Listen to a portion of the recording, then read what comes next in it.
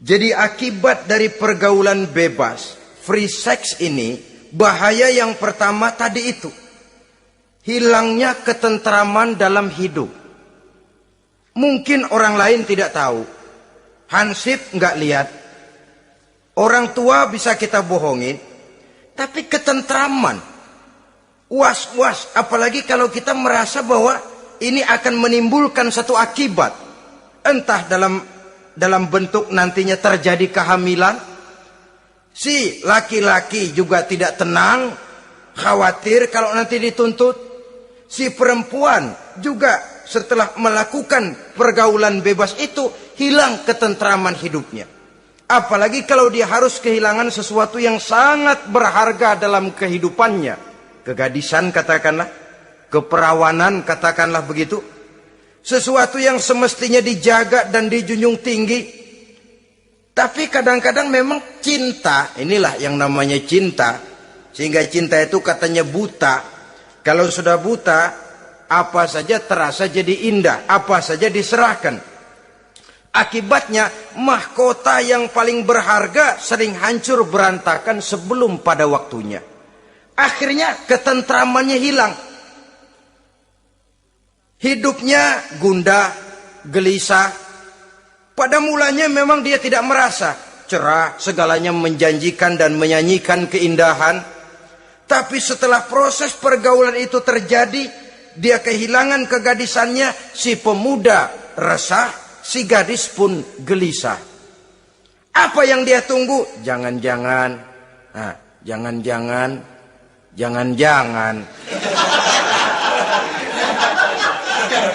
Ini biasanya tanggal segini sudah keluar, ini kok belum.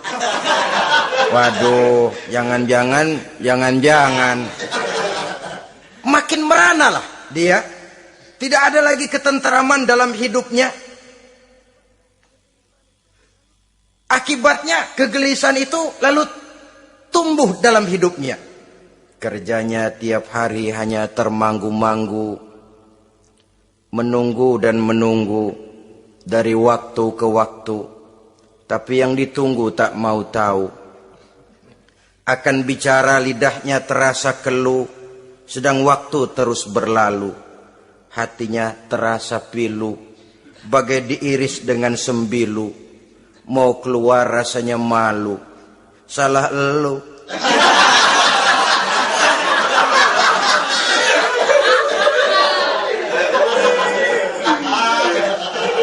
Iya toh? Salah elu. Ngapa nggak sabar nunggu pengulu?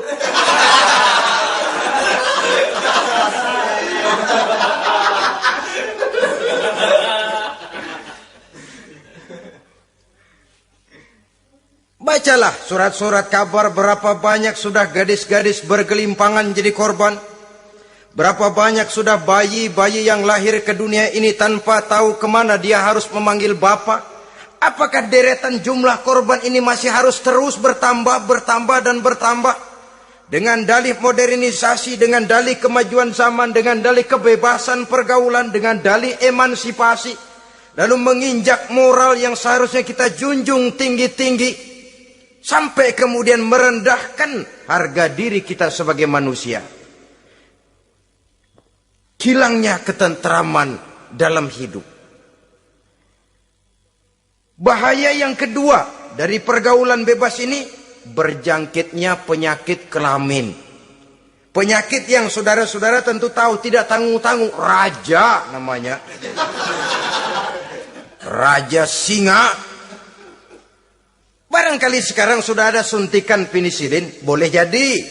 Barangkali sudah ada pil KB yang bisa mengatur saat-saat orang melakukan, saat orang bisa menstruasi, boleh jadi. Tapi alat-alat itu memang kalau disalahgunakan bisa merangsang terjadinya pergaulan bebas. Terjadinya penyakit kelamin. Pada lain segi, saudara lihat saja, sering dicontohkan. Kalau pagi-pagi PLN bikin pengumuman, nanti malam listrik akan mati total seluruh kota. Wah, tahu kita, ini nanti malam listrik bakalan mati.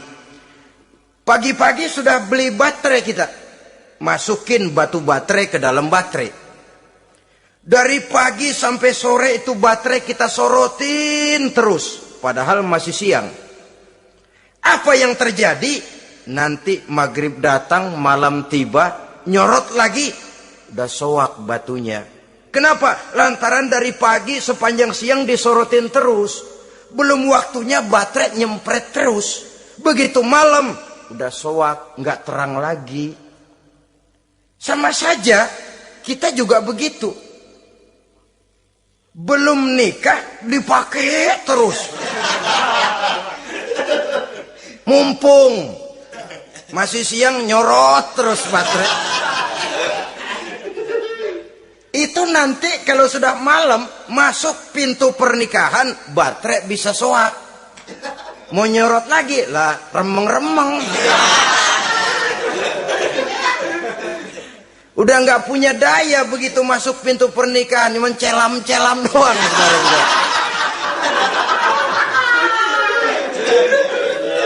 Kata orang-orang bisa assalamualaikum doang, nggak masuk, keluar lagi udah. Permisi doang.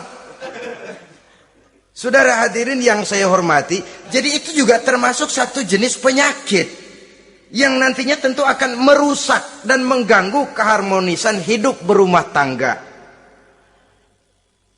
Apalagi kalau sampai di tempat-tempat yang merupakan prostitusi umum, yang segala macam jenis bisa tumplek-blek di situ.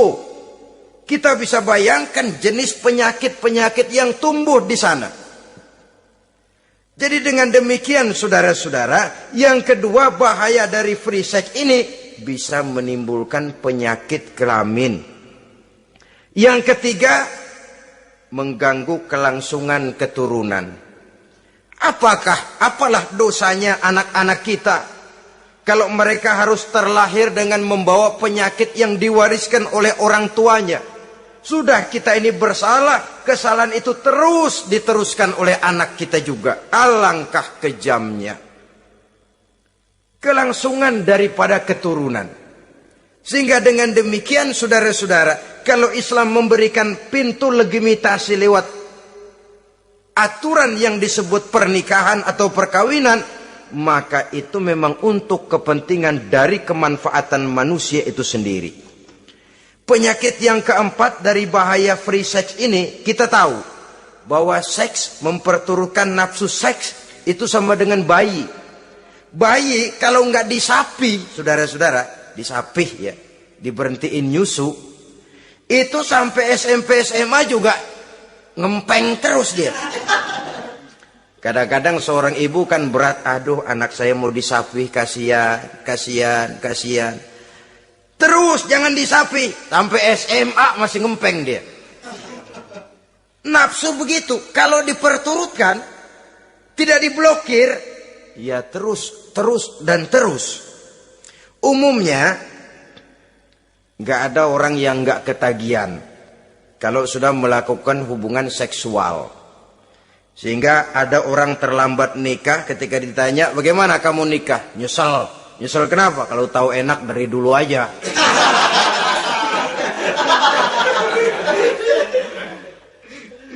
Nah, sekarang kecanduan terhadap hubungan seksual ini akan membawa dampak tadi. Pertama, dia lari ke tempat prostitusi kalau ada uang. Andai kata pun dia kaya, ini jelas mengganggu ekonomi rumah tangganya, setidaknya ekonomi keluarganya. Kalau dia tidak termasuk orang kaya, dia bisa melakukan perbuatan negatif. Sepatunya dia jual dulu, celananya digade dulu. Karena lu ini apalah gue ngebut banget nih.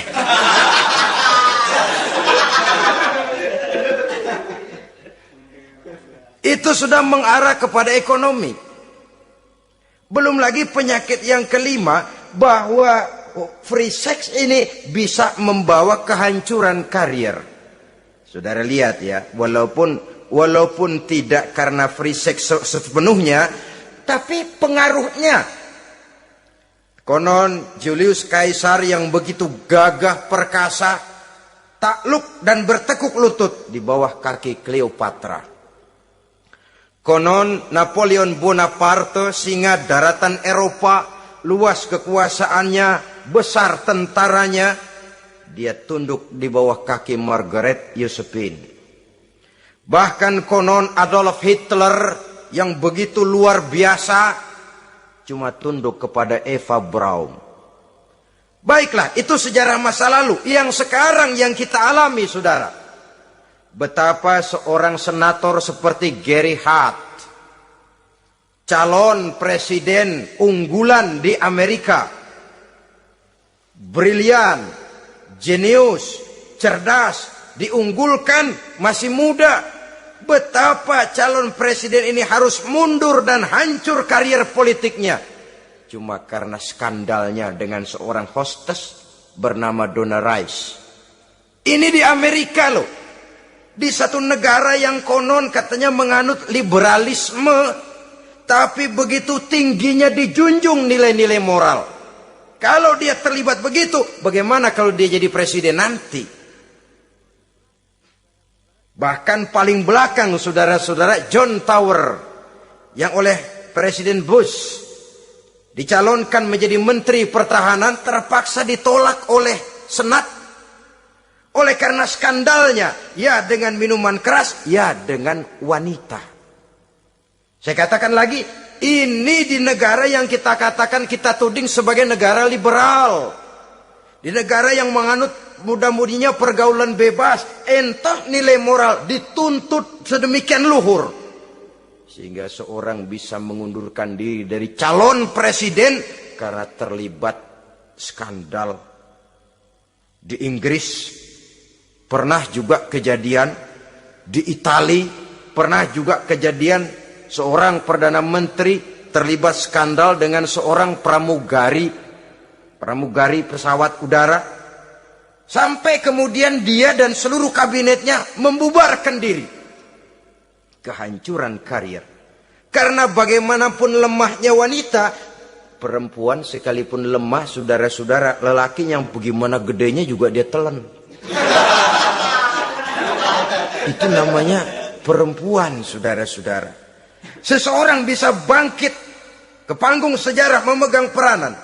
Dari yang tidak pernah diperhitungkan bisa menjadi kekuatan yang diperhitungkan pun karena perempuan. Tapi seorang pun bisa ambles ditelan perut sejarah juga karena perempuan. Kehancuran karier. Sebab pangkat yang tinggi, badan yang sehat bukan merupakan jaminan bahwa seseorang akan mampu menghadapi bujuk rayu dari seorang perempuan. Saudara-saudara kaum muslimin rahimakumullah. Oleh karena itu, mari sayangi diri, sayangi karier, sayangi ekonomi rumah tangga. Bertahun kita pergi pagi pulang sore peras keringat cari nafkah, menghidupi anak dan istri. Haruskah dia jadi hancur cuma oleh karena kecanduan kepada pelacur misalnya? Memang yang namanya pelacur tentu saja memikat, mempedaya, mempesona. Saudara-saudara kaum muslimin rahimakumullah. Karena apa? Karena yang dicari uang, mereka toh dagang. Taktik orang dagang tentu harus mampu memikat pembeli. Jangan lalu merasa senang. Waduh, nih malam mujur banget nih. Ngapa? Dapat yang baik banget sama gue. Waduh, ramah lagi orangnya. Udah endah aja udah. Ya wajar saja namanya orang dagang. Sehingga orang-orang tua dulu punya pepatah, kalau Anda termasuk orang yang jarang senyum, jangan jadi pedagang. Pedagang wanyun mulu, siapa yang betah beli? Itu kan termasuk psychology of salesman. Memang caranya orang dagang yang mesti begitu. Dia membujuk, dia merayu, dia mempedaya, dia mempesona. Jatuh kita ke kerayuannya, sulit untuk bangkit kembali. Karena itu, jangan dibiasakan. Yang sudah terlanjur, tidak ada terlambat untuk menarik diri. Adalah lebih baik kita gila dulu baru benar daripada benar dulu baru jadi orang gila. Kalau orang gila mau benar, ini gampang ngaturnya. Tapi sudah benar lalu gila. Ini repot saudara-saudara. Dibilangin apa-apa dia pernah jadi orang benar. Lebih baik kita memulai hidup ini dengan lembaran kelabu. Kalau pada akhirnya kita bisa mengganti dengan lembaran-lembaran putih. Daripada kita mulai dengan lembaran putih kalau akhirnya jadi kelabu. Yang paling baik tentu putih sejak lembaran pertama sampai kepada lembaran terakhirnya. Saudara-saudara kaum muslimin rahimakumullah. Lalu selain zina, apa penyimpangan-penyimpangan seksual itu? Ya, penyimpangan yang umum yang tidak dilakukan oleh sepasang suami istri dinamakanlah dia dengan zina. Tapi kadang orang mencari jalan lain untuk menyalurkan insting seksualnya itu. Ada misalnya dia puasa emang kagak doyan. Budek seharian kagak makan, capek. Olahraga ndak suka olahraga. Sementara tegangannya tegangan tinggi. Baca buku yang parno seneng. Kalau ngomong selalu yang nyerempet-nyerempet. Akibatnya apa? Dia puasa tidak, olahraga tidak. Dia bisa jatuh kepada yang disebut onani atau masturbasi. Ada ulama mengharamkan ini, ada yang memakruhkan saja. Tapi bagaimanapun itu merupakan satu perbuatan dosa. Sungguh pun oleh ilmu kedokteran tidak dipandang sebagai sesuatu yang membahayakan barangkali. Tapi pada umumnya lalu lahir rasa minder, rasa rendah diri, dan masturbasi atau onani itu termasuk zina tangan. Ya walaupun dosanya tidak sebesar zina biasa, sebab jangan lupa mata bisa zina, zina mata yang memandang sesuatu yang haram. Tangan bisa zina, zina tangan termasuk onani. Hidung bisa zina, zina hidung. Ya saudara lebih tahulah. Ini termasuk jenis penyimpangan. Atau kemudian ada lagi jenis lain. Seseorang yang menyalurkan insting seksualnya kepada makhluk sejenisnya. Laki-laki kepada laki-laki. Itu yang kita kenal dengan istilah homoseksual. Itu bukan barang baru itu. Di zaman Nabi Lut itu sudah terjadi dan mereka dikutuk oleh Allah Subhanahu wa taala. Homoseksual itu termasuk dosa besar. Sekarang ini orang malah menuntut dilindungi haknya. Sehingga kaum gay di Amerika itu pernah demonstrasi menuntut perlindungan hak. Bahkan mereka sudah tidak perlu sembunyi-sembunyi lagi. Bahkan ada yang hidup berumah tangga. Ini ya terlepas dari penyakit kejiwaan yang memang harus disembuhkan dan perlu pengobatan khusus. Tapi homoseksual dilihat dari segi agama merupakan satu perbuatan yang berdosa. Dan dosanya besar. Atau perempuan dengan perempuan. Itu yang kita kenal dengan istilah lesbian. Kadang-kadang karena patah hati ngelihat laki bawaannya udah gedek aja udah. Tadinya kebangatan digombalin, kebangatan percaya penuh. Habis tuh rayuan 17 lapangan keluar semua. Akhirnya dia berhadapan dengan kenyataan yang membuat dia kecewa. Broken, benci kepada laki-laki. Ada yang bersimpati sesama jenisnya. Terjadilah pergaulan intim sesama perempuan. Itu yang kita kenal dengan istilah lesbian. Dan itu pun merupakan penyimpangan yang juga berdosa pelakunya. Dua. Ada penyimpangan lain yang disebut eksibisionisme. Apa itu? Seseorang memperoleh kepuasan seksual apabila dia memamerkan, ngunjuk-ngunjukin. Ini termasuk penyakit kejiwaan. penyakit pameran. Memamerkan auratnya kepada orang lain. Di situ dia merasakan satu kepuasan. Jangankan memamerkan ya, dalam artian memperlihatkan. Melihat begitu saja sudah bukan perbuatan yang baik, apalagi sampai memamerkan. Kemudian juga termasuk penyimpangan ini apalagi? Apa yang dinamakan dengan masochisme. Apa dia? Seseorang yang baru mendapat kepuasan seksual melalui penderitaan, penyiksaan, atau dikenal juga dengan sadisme ini. Melakukan hubungan seksual melalui penyiksaan, penghinaan, penderitaan. Di sana dia merasakan ada kepuasan seksual. Ini merupakan penyimpangan yang berbahaya. Sudah hubungan seksualnya di luar pernikahan berbahaya dan berdosa besar. Membuat orang lain menderita dan sakit, itu juga merupakan suatu perbuatan dosa. Kemudian yang kelima, apa yang disebut dengan pedofilia. Belakangan ini kita sering baca surat kabar atau majalah, ada orang tua berhubungan dengan anak kandungnya sendiri. Inna lillahi wa inna ilaihi raji'un. Ini udah bapak moyangnya dosa. Sudah zinanya dosa dilakukan kepada anak kandung sendiri. Bahkan pernah 2 orang anak kandungnya masih SMP digarap sekaligus oleh bapak kandungnya sendiri.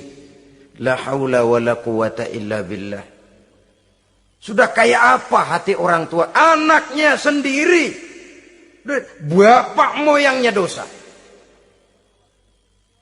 Penyimpangan seksual sampai hati seorang bapak bergaul dengan mempergauli. Bahkan kalau mempergauli barangkali mendingan memperkosa anaknya sendiri. Anak kandungnya yang dilahirkan oleh istrinya, itu yang digarapnya. Saudara-saudara kaum muslimin rahimakumullah. Begitulah memang makin maju zaman, makin canggih teknologi, makin canggih juga kriminalitas di dalam dunia ini. Namun seperti kita maklum, polisi punya satu teori. Kejahatan bisa terjadi karena 2 faktor yang dinamakan faktor N dan K. Niat dan kesempatan. Niat ada, kesempatan tidak ada, sulit untuk berbuat jahat. Kesempatan ada, niat tidak ada, tidak jadi orang berbuat jahat. Tapi di antara 2 faktor ini, yang paling utama sesungguhnya adalah faktor N. Faktor niat. Kalau niat sudah kuat, kesempatan bisa diciptakan. Waktu bisa ditunggu, momen bisa dinantikan. Tapi kalau niat yang tidak ada, bagaimanapun banyak kesempatan, kita tidak akan mungkin untuk bisa melakukan kejahatan. Karena faktor niat itu yang tidak ada. Oleh karena itu agama mengajarkan, ala inna fil jasadi mudghah, iza solahat solahal jasadu kulluh, wa iza fasadat fasadal jasadu kulluh, ala wahiyal qalbu. Ketahuilah bahwa dalam tubuh manusia ada segumpal daging. Jikalau daging itu baik, seluruh tubuh akan menjadi baik. Jikalau daging itu rusak, seluruh tubuh akan menjadi rusak. Ala wahiyal qalbu, ketahuilah bahwa daging itu tidak lain adalah hati. Jadi kalau tubuh manusia ibarat satu kerajaan besar, yang menjadi raja adalah hati. Seluruh anggota badan yang lain merupakan prajurit yang hanya tunduk kepada komando sang hati. Bila hati baik, seluruh anggota tubuh dan panca indera akan menjadi baik. Tapi bila hati rusak, maka seluruh anggota tubuh akan melakukan kerusakan.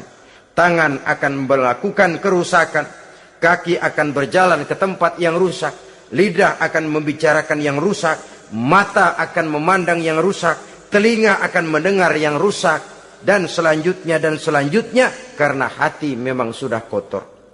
Maka bicara soal hati artinya bicara soal niat. Bicara soal niat kaitannya erat dengan faktor keimanan. Oleh karena itu di tengah kemajuan zaman kesempatan bisa diciptakan. Yang jadi kendali dan kendala utama daripada kita terjerumus melakukan kejahatan, tidak lain adalah faktor iman adanya. Di kota-kota besar sekarang ini, apa yang tidak tersedia? Sejak dari minuman keras sampai kepada perjudian, sampai kepada pelacuran, baik yang berterang-terangan maupun pelacuran-pelacuran yang terselubung dan terhormat. Sejak dari kelas koran sampai kelas hotel bintang 5, sejak dari kelas di pinggir lapangan sampai kelas di motel-motel mewah dan mahal, sejak dari kelas murahan sampai kelas super VIP dan lain sebagainya. Ini seluruhnya merupakan fasilitas kehidupan yang kita harus pandai memilah dan memilih dan punya filter dalam kehidupan. Allah Subhanahu wa taala memberikan pilihan. Alam naj'al lahu 'ainaini wa lisanan wa syafatain wa hadainahu najdain.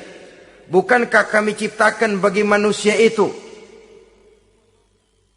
dua mata, satu lidah, dua bibir. Wa hadainahu najdain, dan kami berikan mereka petunjuk dengan dua jalan.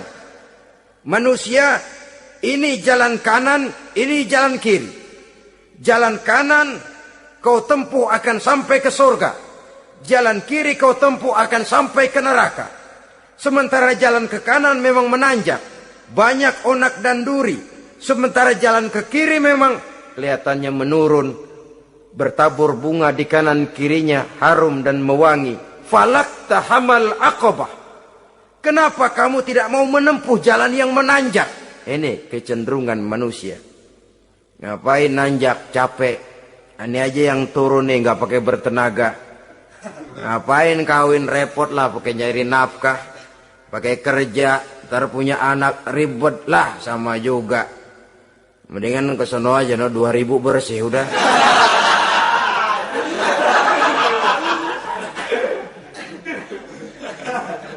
Falak tahamal aqabah. Mengapa kamu tidak mau menempuh jalan yang nampaknya menanjak ini, padahal di ujungnya menanti pancaran sinar kebahagiaan? Kau turuni jalan yang kelihatannya menurun ini, padahal di bawahnya menunggu jurang kehancuran yang sangat teramat dalam. Saudara-saudara kaum muslimin rahimakumullah. Dengan demikian, apabila Islam melarang manusia dengan larangan yang keras, jangan terjebak dalam pergaulan bebas, jangan berendam di dalam free sex, sesungguhnya adalah untuk kepentingan daripada manusia itu sendiri. Untuk martabatnya sebagai makhluk yang mulia tetap terjaga, ketenangan dan ketentraman hidupnya tetap terpelihara, jauh dari segala macam penyakit kelamin yang bisa membahayakan dirinya dan keturunannya, membawa kemantapan dan kemapanan di dalam ekonomi, dan juga jenjang karier yang dititinya, jenjang karier yang ditempuhnya. Taruh kata tidak menanjak, tapi juga tidak menurun. Sekurangnya dia bisa mempertahankan apa yang sudah diperolehnya itu. Ad-dunya mata' wa khairu mata'iha al-mar'atus salihah. Dunia ini memang kesenangan, mata', perhiasan. Dan perhiasan yang baik adalah perempuan yang soleh. Perempuan yang soleh yang tidak hanya memberikan kenikmatan jasmani, tapi juga memberikan ketentraman rohani, yang diikat dengan satu tali formal yang dinamakan dengan pernikahan atau perkawinan. Sah baik menurut agama juga menurut negara. Kita bisa menikmati kecenderungan insting seksual tadi dalam satu nada yang tenang, aman, tentram, memberikan kebahagiaan, kepuasan zahir dan batin. Tapi kalau jalan pintas yang kita tempuh, potong kompas yang kita pilih, kita lebih suka jajan, lebih suka ngeteng. Nikah kan berat, bayar mas kawin bawa uang belanja segala macam. Iya, tapi sekaligus setelah itu saudara boleh pakai seumur hidup, asal masih ada napasnya masih bisa dipakai.